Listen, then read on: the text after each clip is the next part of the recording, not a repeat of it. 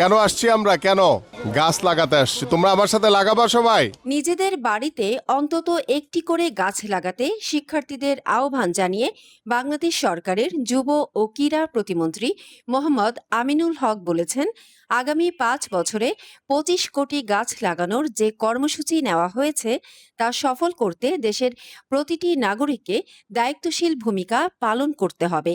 বিশেষ করে শিশু কিশোরদের গাছের প্রতি ভালোবাসা তৈরি করতে তাদের নিজেদের বাড়ি, উঠান কিংবা ছাদে অন্তত একটি করে গাছ লাগানোর আহ্বান জানিয়েছেন তিনি।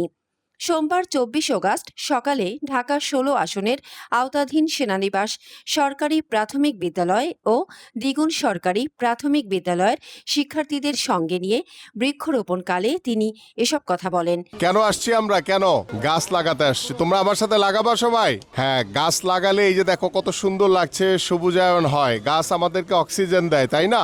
এবং আমি তোমাদের কাছে অনুরোধ করব, তোমরা তোমাদের বাসায় গিয়ে তোমাদের আব্বু আম্মুর কাছে বলবা যে আজকে আমিনুল আঙ্কেল এসেছিলেন, তিনি বলেছেন আমাদের সবাইকে একটি করে গাছ লাগানোর জন্য। তোমাদের বাসা বা তোমাদের বাড়ির উঠান কিংবা ছাদে তোমরা যেখানে খালি জায়গা পাও সবাই একটি করে গাছ লাগাবা, ঠিক আছে? এবং গাছ আমি পাঠিয়ে দিব তোমাদের স্কুলে তোমাদের সবাইকে দেওয়ার জন্য, ঠিক আছে? এবং তোমরা গাছ লাগাবা এবং আজকে তোমাদের সাথে আমি গাছ লাগাবো, ঠিক আছে? এবং আমাদের মাননীয় প্রধানমন্ত্রী জনাব তারেক রহমান তিনি বলেছেন যে আগামী 5 বছরে আমরা 25 কোটি গাছ লাগাতে চাই।